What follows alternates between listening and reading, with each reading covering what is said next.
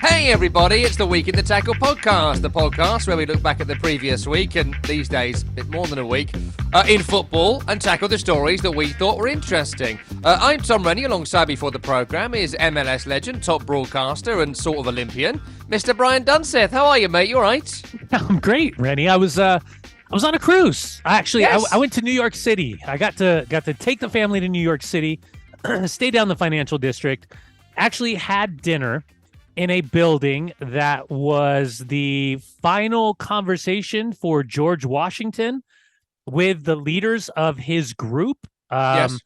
After, we won. And Yes. it was it's all gone swimmingly well so far by the look of it. It's been phenomenal. So yeah, we did that. We did the 9/11 memorial. Highly suggest taking part of that. One of the most powerful moments that my family and I had seen up close and personal, obviously because of kind of the personal connection of the day and what it meant, and going to the airport and being with Ray Hudson and Miami Fusion. And then we popped off on a cruise. We went down to where'd we go? We went to Bermuda. Amazing. We went to Saint Martin or Saint Martin on the Dutch side, watched the airplanes land and take off right on the beach. Yeah, that's cool. Right on top of us. Where'd we go after that? We went to St. Thomas. Beautiful. Did some snorkeling. It was amazing. Then we did San Juan, Puerto Rico. We walked kind of the old, just incredible. Just an incredible area. And then we ended up in the Dominican Republic, and what a fantastic experience that was. The boys got to do that. Have you ever seen the guy, like they have that fake like wave machine and people like surf? Oh, I love that. Yeah, I love that. The boys got to do that. Yeah, so they did it, and it was amazing. We had a great time. A lot of alcoholic beverages were consumed. Spent a couple days back. Flew yesterday back from New York City. And here we are. And I still got to watch some Premier League games because they have a show or a TV channel called Sport 24 that was on the Norwegian Cruise Line getaway that we were on. And yeah, man, it was fantastic, Ben. Specta, some would say. I did a similar thing to the fake wave thing with my brother-in-law on a cruise a few years ago. My brother-in-law is a, how to put it friendly, stocky. And when he was trying to do the bit where you'd sort of wakeboard and lay down, he sort of span over on it and his shorts came off. And it, to this day, is my favourite memory of that entire holiday. It was all buttocks. And I would suggest that some of those children didn't sleep for the rest of that trip. By the way, really quick, before we get started, are you a pina colada guy? Have you ever? Yeah, I've had a pina colada. I wouldn't say I was a pina colada guy. So I was walking down the street in San Juan, Puerto Rico. My light's on. Show you for those that are watching on YouTube. It's not going to work, is it? It's not going to work, is it? There it is. Yeah. What is that? Pina colada what? Center? So it's called La Casa Donde Nació La Pina Colada in el año 1963 por Don Ramón Portas Mingo, which for English translations, the house in 1963 where the pina colada was created by Don Ramón Portas Mingo. Oh, dude, Jade and I and the boys sat in the restaurant area where the first pina colada was created in 1963. We imbibed. They're incredible. We had a couple pina coladas. Oh my gosh. If you're ever in San Juan, Puerto Rico, it's just on one of the main streets. There's a big sign out front, and 1963 pina coladas. I mean, talk about history. Is that verified, though? Because, there's like 15 pubs in England that claim to be the oldest pub in England. And there is a cafe at the top of my road that claims to have invented the chip butty. Oh, so, what's that? It's a sandwich with chips in it and butter. And they have it a lot in like the middle of the country. You Greasy chip that? butty, which is the song about, guys, you put fucking syrup on bacon, all right? You can't speak to anyone in the world about really cuisine. What you guys are Literally really ever. That? Oh, okay. Corn dogs and syrup on bacon. Just sit down, America, when it comes to food. Plus, have a portion for one person. Give that a whirl. That might help. I didn't finish one meal in America. It's not possible. But yeah, so they claim to have invented it, but I don't think they did because they'd sing about it in Sheffield. Anyway, that's all by the by. While you were in sunnier climes across the Caribbean, I went to Luton and to East London. So yeah, it's it's a nice airport. Okay. It's a nice airport. I saw you having a moan. I saw you having a moan about your West Ham against Crystal Palace. It doesn't seem like, based on your socials, that that you're a fan of David Moyes and his attack-minded football up until the 89th minute, where he throws everything on the field. It's an intentional tactic. It's an intentional tactic. So I sit there, as you know, in my media seat at West Ham, and I sit behind the technical staff. Yeah. So I think it's like Mark Robbins and Stuart Robson, now one, two other guys. And I don't like, obviously it's a work environment, so Hmm. I don't speak too much. But I do find myself sometimes saying, because they're near me, I find myself going, put a winger on. Put a winger on. They're not putting a winger on. Sometimes I'll be like, take a fake phone call. John, he's not putting a winger on. Yeah, I can't believe it, John. He's not putting a winger. He's not putting a winger on. Like, there was a bit during the Crystal Palace game. This is not the big story of the day, you understand. But James Ward-Prowse got shunted out to left wing, and we've got Brazil's number 8 doing nothing. And you're a bit like, we've got, whether you like the wingers or not, we have wingers. And Crystal Palace right now, poor Roy Hodgson, Crystal Palace are going down the tubes faster than you could possibly imagine. Hodgson should not have taken the job on. Their 2 best players are injured, one of them for the majority of the season. In their next set of games, they've got to play like City and Liverpool and Brighton. They're in massive trouble, and they were desperate to get a draw. We're 20 minutes away from the full-time whistle, 62,500 in, all paid £50 or more a ticket, apart from me, of course, and they didn't try and attack. Try and attack them. I can't stand it. I can't stand it. It's intentional, but, it's similar to Eric Ten Hag. Like, that's how they play, and it's got a lot of results, and I'm all for it if you win. If you don't win, it does look pretty rubbish. Away from all that, I want to get to the midweek Premier League stuff because it was pretty good. But, of course, you weren't here last week. Yeah. And Tim and I think, valiantly, in between getting sworn at by Man United fans for a very funny bit where I said about thank you, the Glazers. Yeah. A very, very funny bit, but it turns out people who are hypocrites don't have senses of humour. There was no way of knowing. Oh. But we got MLS Cup Final coming up Saturday. You're about to head to the airport to watch Columbus Crew, who you'd tipped all season to have a good season, not to win the game against Cincinnati, it must be said, but you had tipped them at the start of the season to have an excellent campaign, and you've been full of praise for Wilfred Nancy and the way they played all season. So excellent pick out earlier on in the campaign, and of course LAFC are a kind of obvious pick.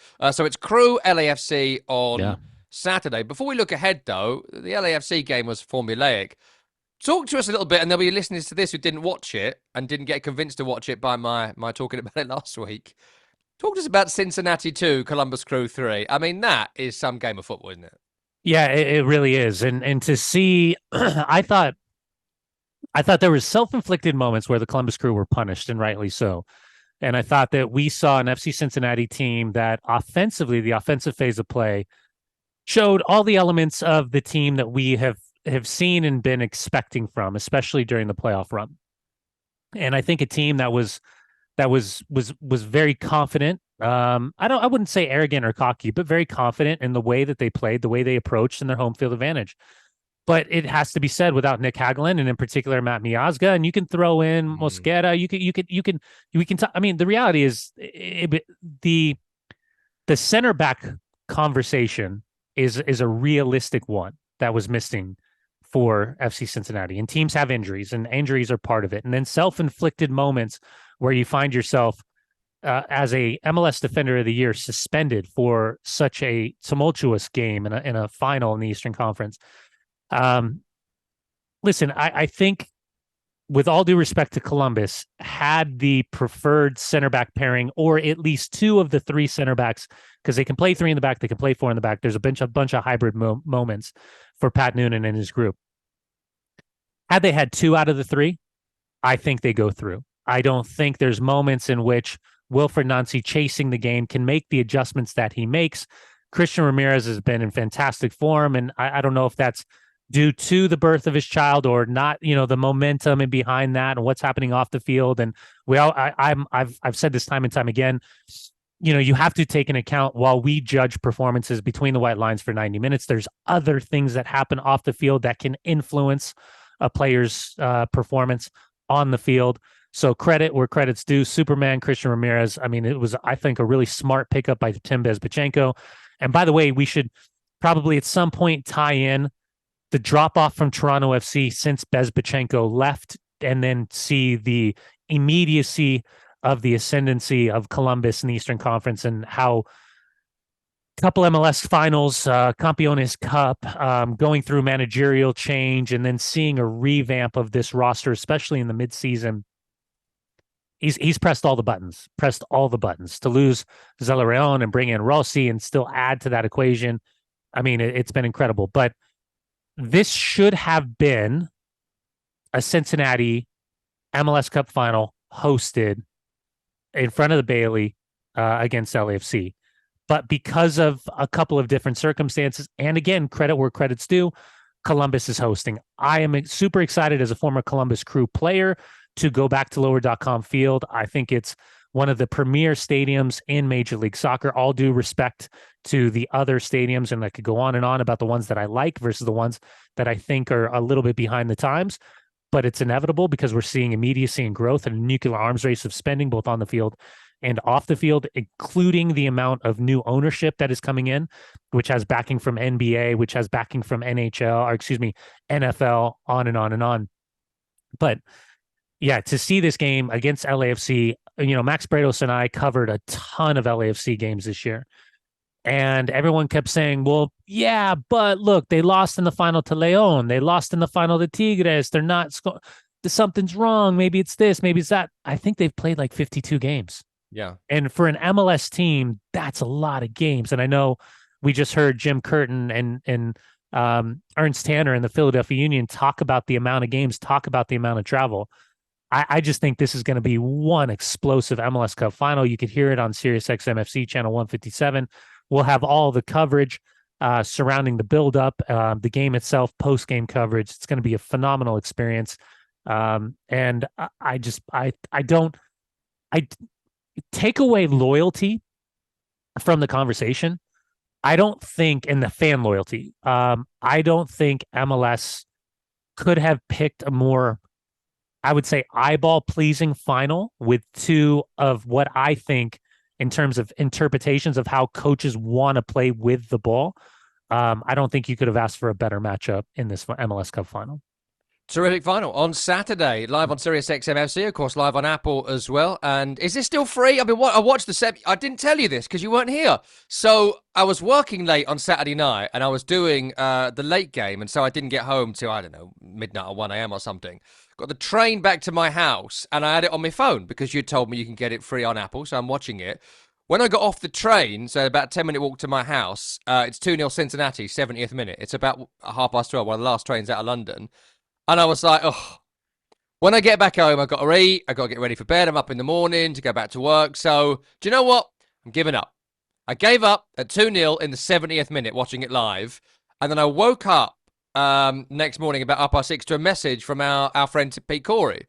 And he'd been like, congratulations to like your Columbus Crew or whatever. Like, I can't wait to get out there. Let us know if you want a shirt or something like that, joking about it and like how amazing they were, what a comeback it was. And when you wake up in the morning and you're like, is he taking the piss? Is it what happened? Yeah. They lost, didn't they?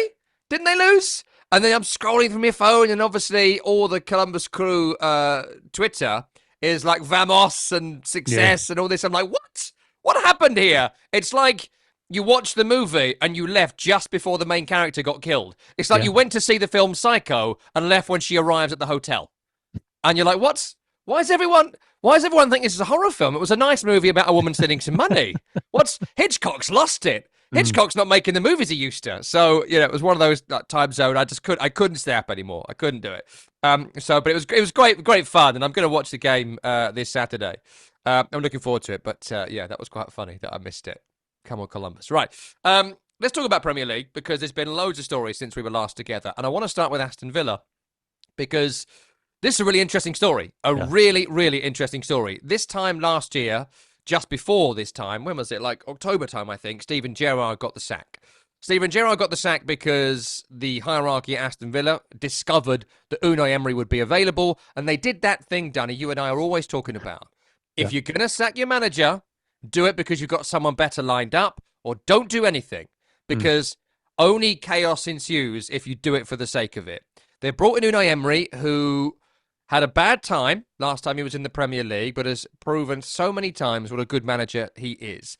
And he went into the game against Man City, which they won, which I tipped, by the way, them to win. 14th home win in a row and beating Man City without Rodri, sure. But they win that game with 7 players starting who were Steven Gerrard players. He has not come in and, let's say broken 115 financial doping rules in order to get the best squad in the country. He's come in and taken the majority of Steven Gerrard's players and gone, yeah, I could make something work with this. And they're not playing the kind of football you'd be like, I don't know, you're not going to write about it in textbooks like you might do with Jurgen Klopp's team or Guardiola's team or whatever. But they do everything right. They are so incredibly professional. And Danny, I'd love your view on, you've told us previously on the show about times you've played for managers who you had no time for and you knew he was out the door, that sort of thing. But I get the sense watching people like Douglas Luiz, who I've been a fan of for a long time, to be fair, but Leon Bailey, who I've not been a fan of a lot until the last 5-6 weeks. People like Ollie Watkins, the step up he's made. Remember the conversation about Danny Ings or Ollie Watkins to be Villa's central striker only a year ago. What he's done to Carlos centre-half, who looked totally finished when he came back from his injury. The improvement in Pau Torres this season. Luca Digne, who they wanted out the door because he wasn't good enough. We could go on about some of these guys. Everyone's made improvement. John McGinn looks phenomenal. I nearly forgot John McGinn. He looks amazing right now in central midfield. You get the feeling, Dunny, that they are so bought in, and the fans are so bought in, and the ownership group is so bought in. Yeah. I suppose my question is, tell me how you think this has happened in 12 months and what you think Aston Villa can achieve. It's worth noting now they're above City in the table. Yeah. Well, first off, I think you got to go back and whatever the Randy Lerner situation felt like at the time, or whatever it was in reality, with going down and what it was going to look like, and what in the world were they going to do with Jack Grealish and cashing in, and what this thing that was just surrounding them at the time. Steven Gerrard was supposed to be the guy that was going to replace Jurgen Klopp. This was the next step, right? What he did at Rangers, this was going to be the step into the Premier League. I'm focused. I want to, I'm not a Liverpool man. I'm an Aston Villa man, blah, blah, blah, blah, blah, even though you're playing in charity games. And then ultimately, I think what we're learning is a couple different things. Ownership is important, obviously. The people behind the scenes who, for the most part, I feel like remain pretty nameless at Aston Villa, and I mean that in a good way.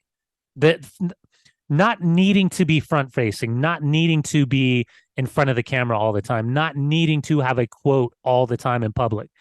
I always feel like when I am absorbing anything with Aston Villa, I just feel like they knuckle down, do their business, and are super efficient and very, outside really Tyrell Mings' ACL situation, injury, and the Yuri Tielemans, is he happy? Is he not happy? Is he a part of it? Is he not part of it?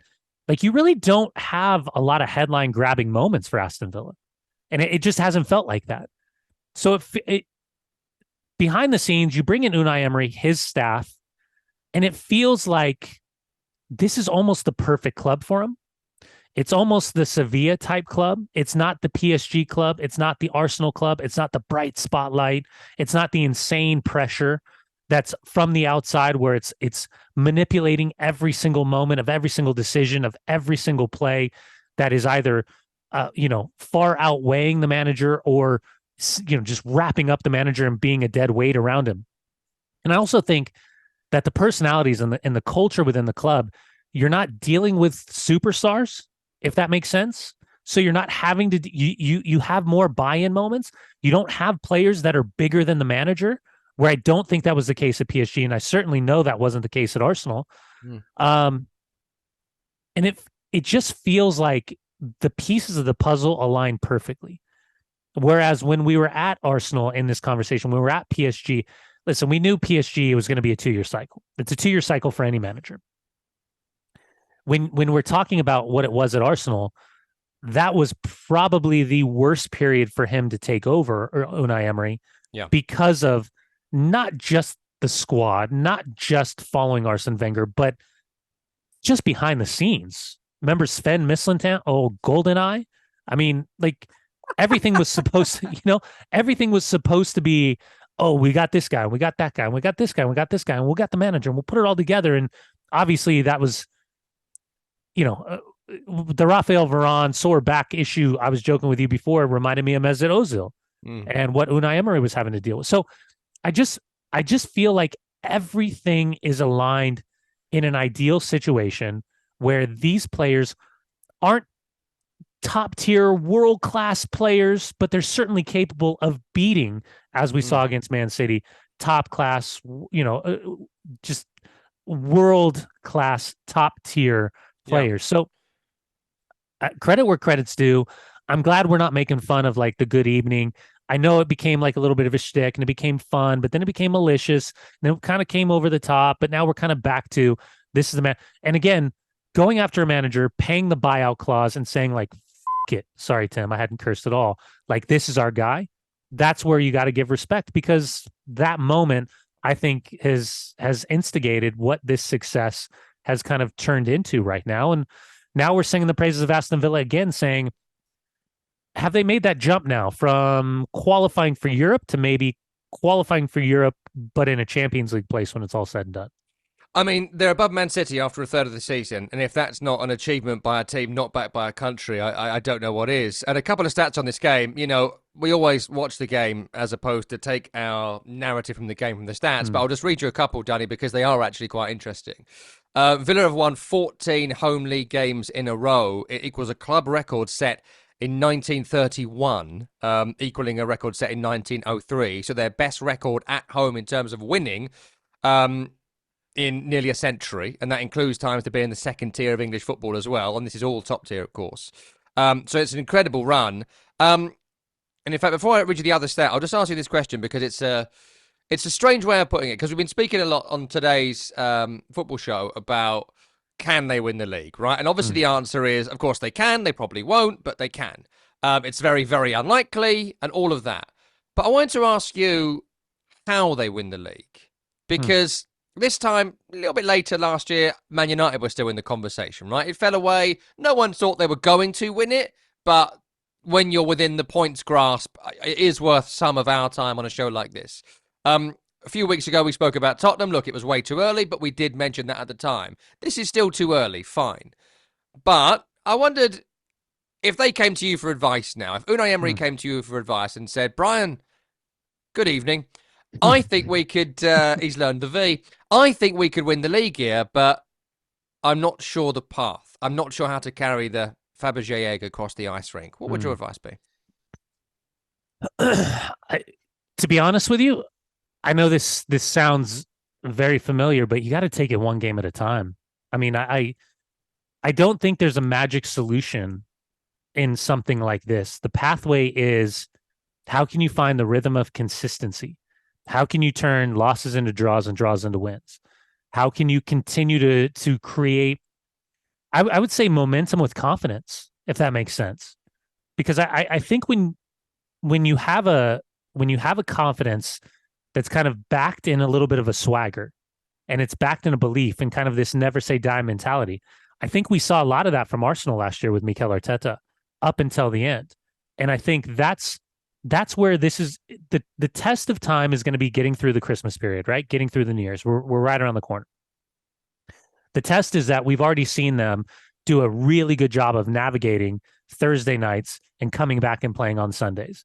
And now Thursday night, Sunday, midweek, back at the weekend, and then get into this Christmas period.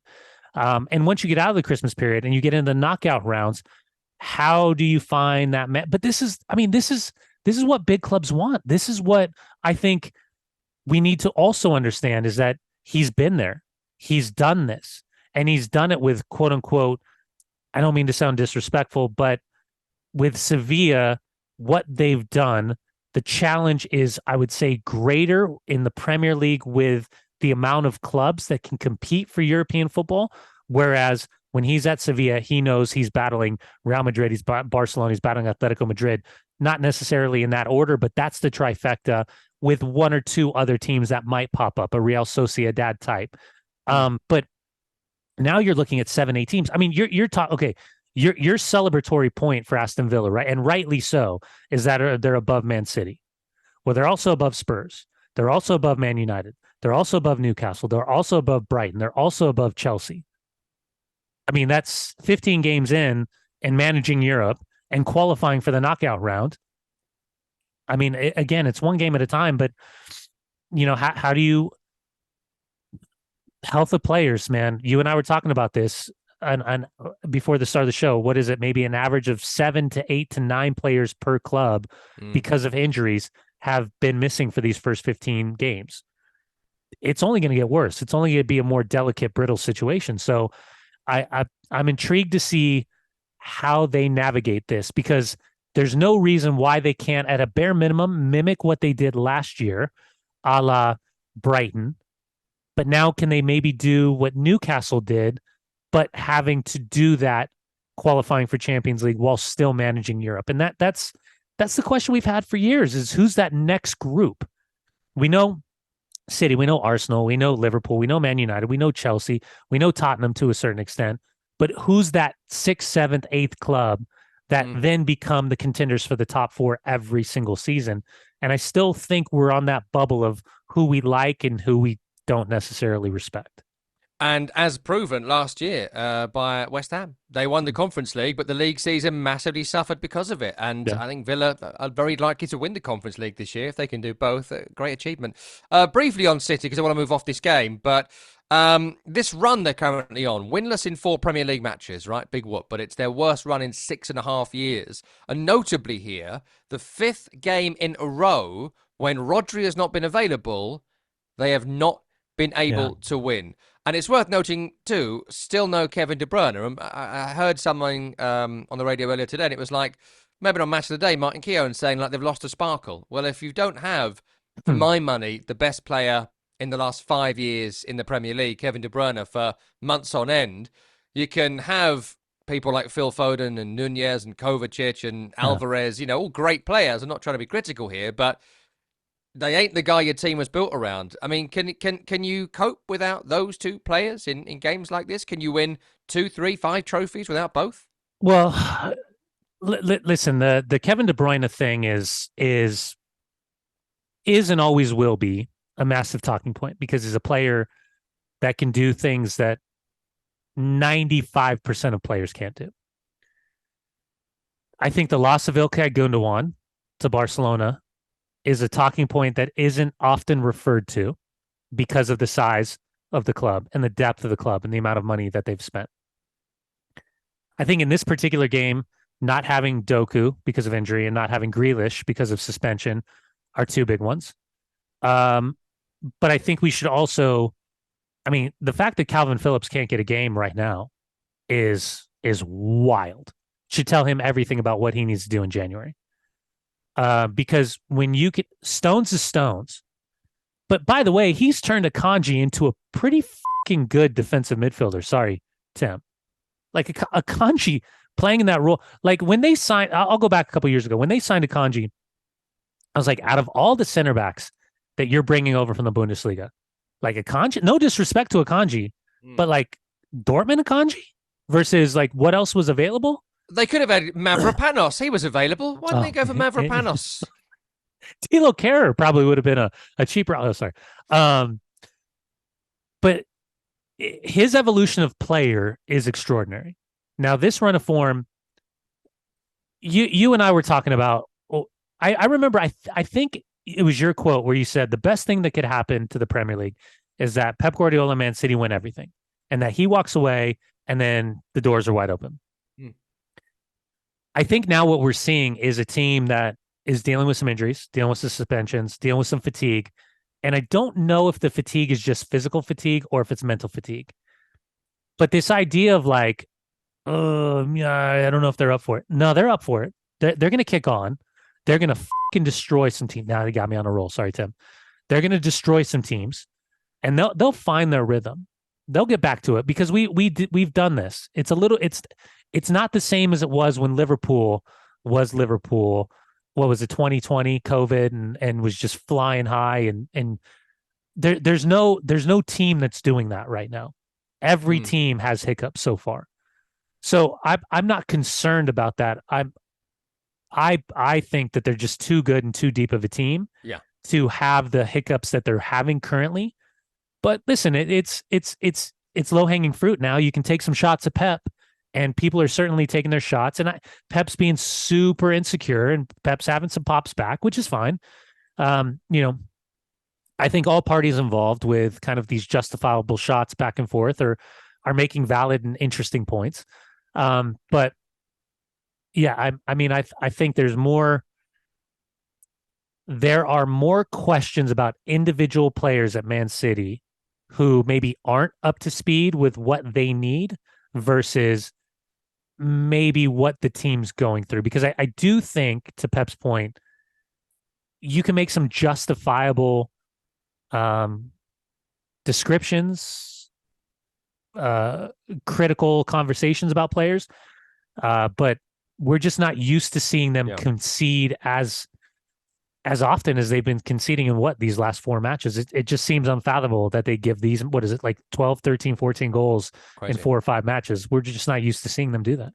I want to go through some quick fire topics with you because there's loads from midweek and we've got about 10, 15 minutes before we're out of time on today's program. The commute only takes 45 minutes. The stats tell us so. So what we do 15 to 60, you'll never hear it. So here's the gold, guys.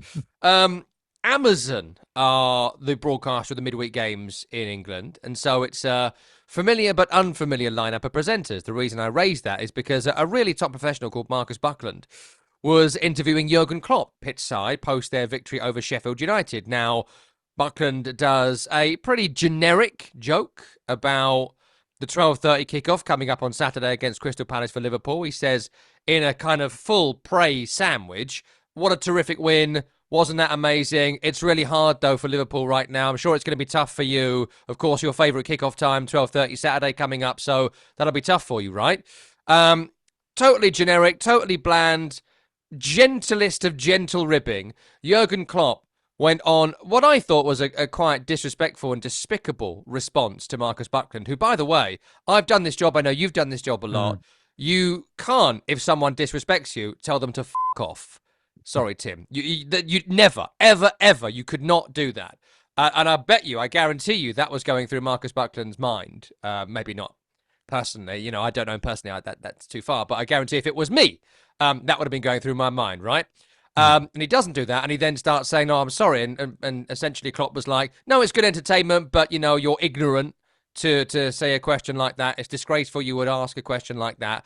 And I just thought it was a gentle ribbing. You have made the big deal about the 12:30, and also, I'm working for Amazon this evening. I don't work for TNT. TNT are the broadcaster that keep choosing you at 12:30. So in many ways, we're the outsiders. They're the other, and I'm on your side criticising them for putting you in the 12:30, which is probably why he felt safe to do it. Yeah, super obvious. Yeah. Utterly unacceptable response from Jurgen Klopp, I thought. And it's like, it was like starting a fight with someone who can't fight back. It's like when, if you tried to have a argument with someone who was in the army, but they can't fight back because they could kill you. And so you can be a bit more like daring because they're not going to do it. I thought it was just, frankly, it was weak from Jurgen Klopp here. Yeah, I didn't enjoy it either. It was very obvious, the setup. I don't think, and what's interesting is it could easily be blamed on maybe the lack of translation. Obviously, Jurgen Klopp, German speaking. English is going to be one of many languages that he can also speak. But it wasn't a moment that was lost in translation for me. It was very obvious. And it was actually, for me, the way that it was presented was that they were all in on the joke. Yeah. As opposed to, hey, I'm making fun of you because you make fun of, or you just are so sensitive. And, oh my God, all you ever do is complain and have a moan about early kickoff times. It was like, no, they're actually on your side. And the stupidity of not realizing in that moment that, like, and it made it personal. That's what I didn't like. It made it so personal. And we want this transparency with managers. We want this open and honesty. We don't want it to be so bland. We don't want it to be like Mikel Arteta does at times, where he was even asked about Ramsdale afterwards because of David Raya and having a shocker with those 2 goals. You want him to at least answer the question. This wasn't even a real question. It was a setup for him to go in whatever direction he wanted to go. It wasn't a pointed question. So, yeah, I mean, it's not the first time. It won't be the last time. We know that there's moments where Jurgen Klopp historically has gone out of his way to kind of take these questions and kind of turn them around and make it somewhat personal for no reason whatsoever. I don't know. It just seemed... Ugh. It was unnecessarily obnoxious. And it's also worth noting, too, and I always think this in these conversations, because this was not disrespectful in any way, and you should always be respectful in these conversations, but the players and the managers and the people that play the game, they are multi millionaires with financial security. And on top of that, the reason they are multi-millionaires is because TNT, Sky Sports, the BBC, TalkSport, NBC, you name it, Viaplay, whatever, they pay billions of pounds to the clubs via the league to finance the league. Now, I'm not saying that means they do whatever you want, but it does mean they're obliged to talk to you. They're contractually obliged. And you can straight bat it if you want to, but you do have to turn up to it. And so when you're in that conversation, as much as they should show respect to you, you need to show respect to them. I found it awful. And if Marcus Buckland, I don't think this will happen, by the way, but I'm just speculating here. If Marcus Buckland then doesn't get picked for a job down the line because Jurgen Klopp don't like him, he's got a mortgage to pay. It's not like Jurgen Klopp getting fired from Liverpool and he can go live in the Seychelles if he wants to. For the rest of us in sports media, it's our job, and I think he was perfectly entitled to be entertaining there. Marcus Buckland, who's a good pro, so I didn't like that.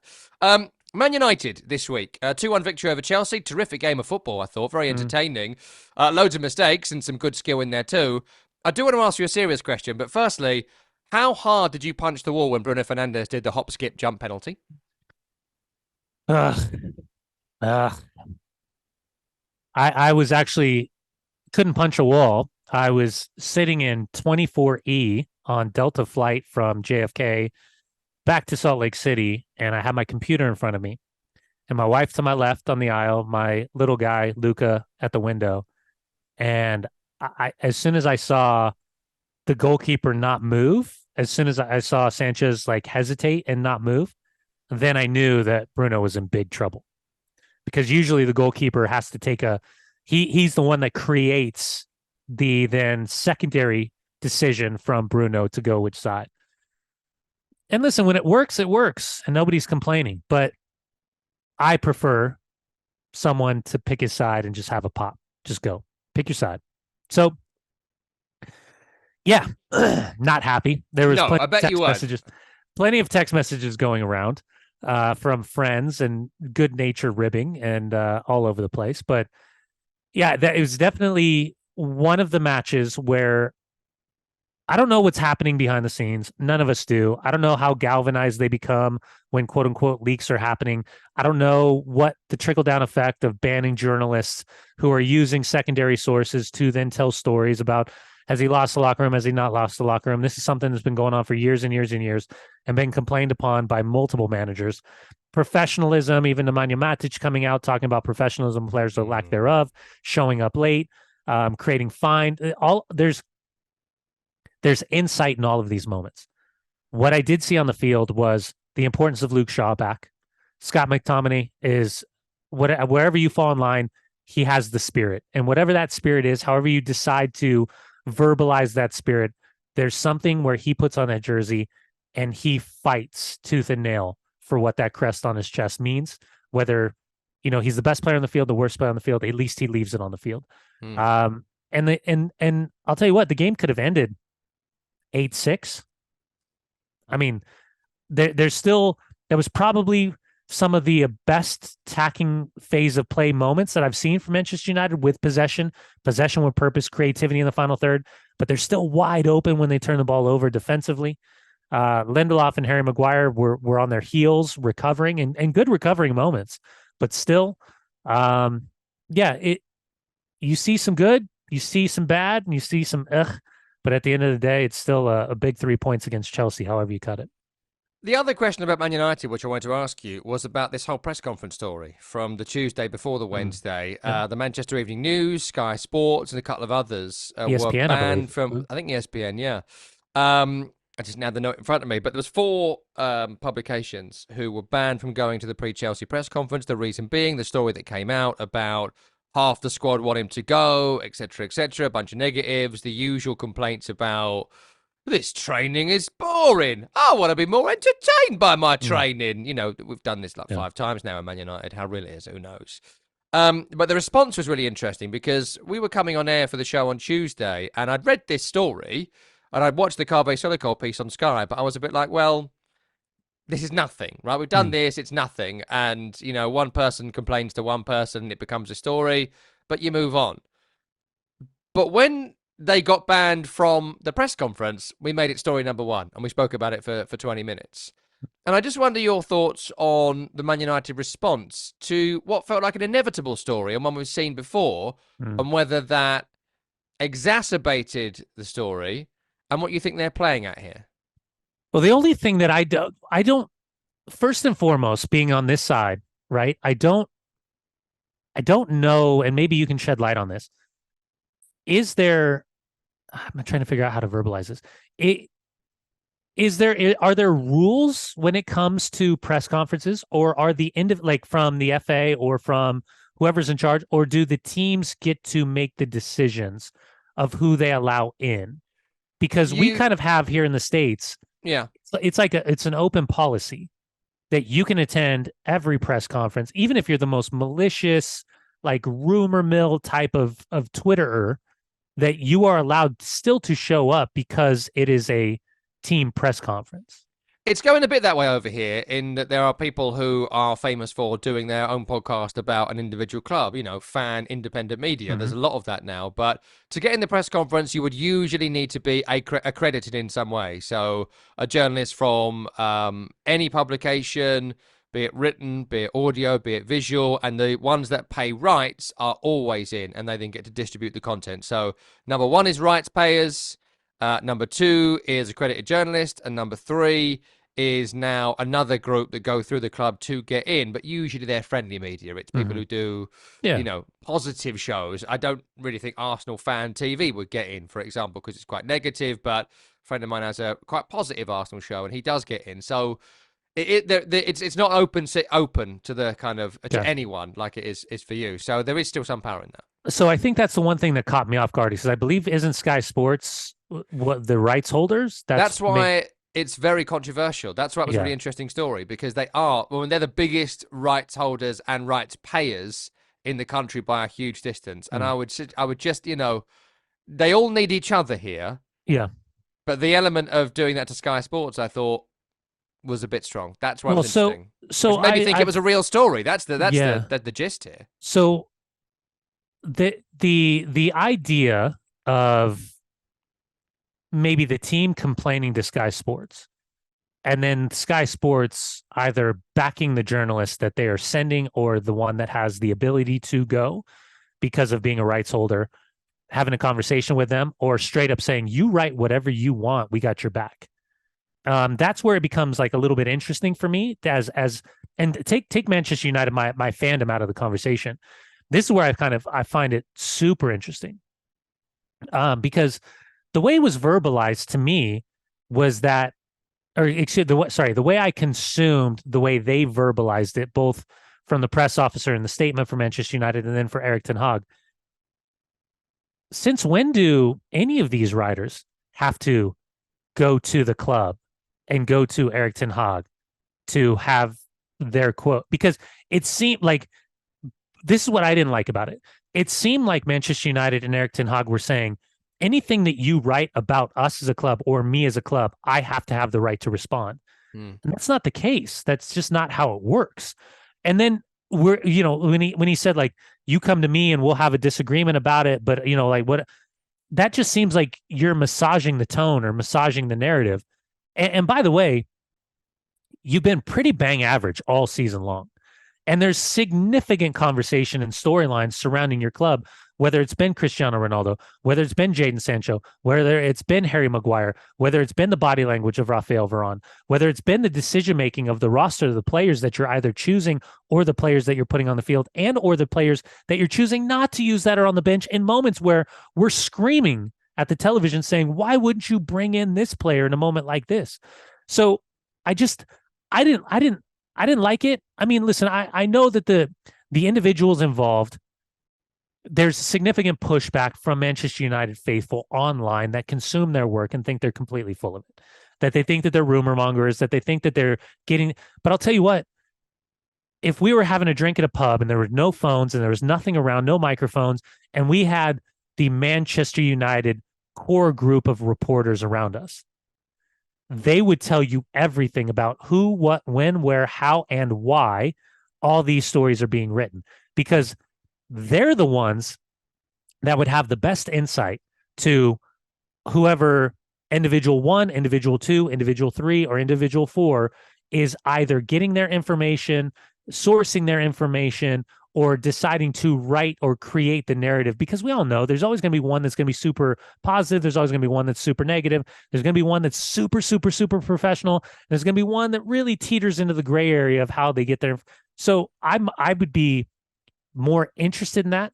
But I do think it is fascinating because if it's Sir Alex, right? Eric Ten Hag, it's a little bit different. Yeah. It's significantly different. So I thought it was a ballsy move by Manchester United to make this decision. I'm intrigued to see where it goes, but I certainly think it creates Manchester United and Eric Ten Hag.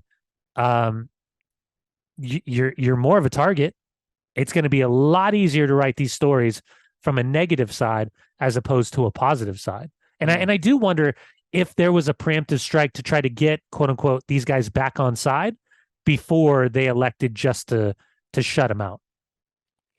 Interesting. We'll see how the Manchester Evening News develops on this story. I thought it was quite interesting in their piece. They basically called out who the kind of press officer was that banned them and talked about them personally when they got the job and whatnot. So there's obviously something else going on there, which we don't know. We'll keep across it. Yeah. A couple of other quick things, Danny, I wanted to get your view on. Nottingham Forest, your old favourite team, took another spanking against Fulham by 5-0, losing 5-0 against a team who don't score many. Not great. But I wanted to get your view on the owner, because it's a great tweet from a guy called Dom Manning. I don't know if you saw the story, but this is absolutely fantastic. Brilliant to go to Craven Cottage. If you can, I highly recommend it, especially on a sunny day, because you can get a boat up the Thames. You can dock near the ground and walk this beautiful park next to the Thames before getting to Craven Cottage, which is on the river. It's brilliant. It's a great tourist day. There's normally loads of seats because they ain't got no fans. A fan of Fulham, apparently, Dom Manning, is walking back through the park post-game midweek, and he sees something pink in the bushes. Now, usually I would suggest if you're walking through a park in London at night and you see something pink in the bushes, you should run away, unless that's, your sort of thing. He puts his hand in and grabs out for something pink, and it's a press pass. In fact, not it's a press pass, it's an all-access areas pass to Craven Cottage. Oh, what's this? And it's Evangelos Marinakis, the owner of Nottingham Forest, who it would seem, I don't know how this has happened, so we can make an assumption, has left early with his team 5-0 down, stormed off through the park, and thrown his pass into a bush in a huff. And it got found by this fan. Amazing. Who has found Marinakis' pass. It's not a great sign for Steve Cooper, is it? Though popular with the Forest supporters still. That the owner has stormed off early, so angry, and thrown his press pass into a bush. Well, we know it's not Matt Turner's fault, right? We know it's not Matt Turner's fault. The other guy they brought in is worse. Dude. We have talked about the amount of players that they brought in a season and a half ago. We've talked about the potential we've talked about the throne.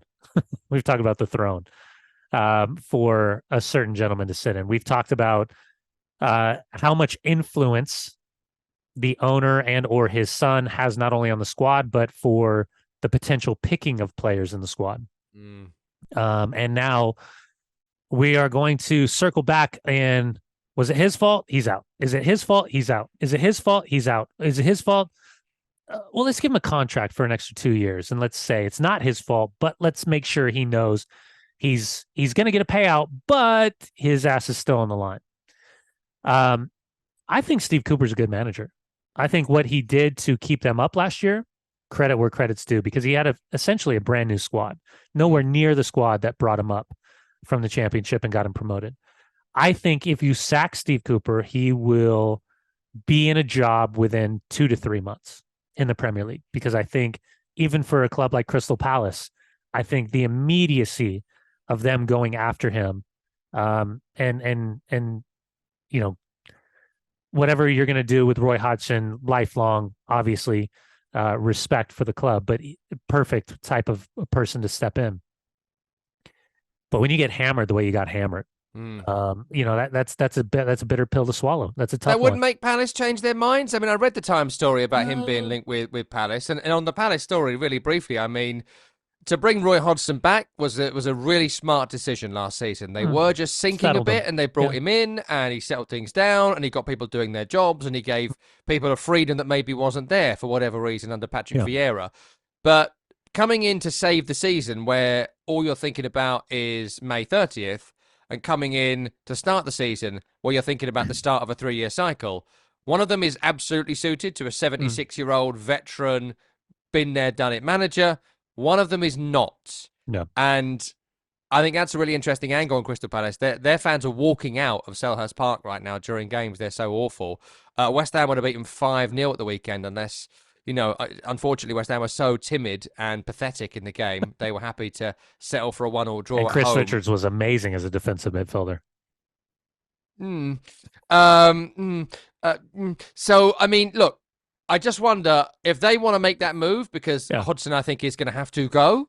I find it quite interesting they would go for someone who just lost 5-0 at Fulham and can't win an away game. Tell me. I'll tell you why. Because Sheffield United, Burnley, Everton, Luton, Bournemouth. That's why. I don't know about Bournemouth now. Yeah. You're starting to like the turtleneck. I mean, 3 wins in 4. I mean, look, are you tired? Are we going to hear an apology? No, I still think it's ridiculous. I think Gary O'Neill would have done almost the same sort of thing. Don't back your buddy. Don't back your buddy. I think Gary O'Neill should have kept his job. But I'll roll next done all right, turtleneck. Okay. Look at you turning right now. But then he did beat Newcastle United's C team and the shittest Crystal Palace. Sorry, Tim, and he's gone, so he might not catch that one. The worst Crystal Palace team of I don't know, months, if not years. Awful.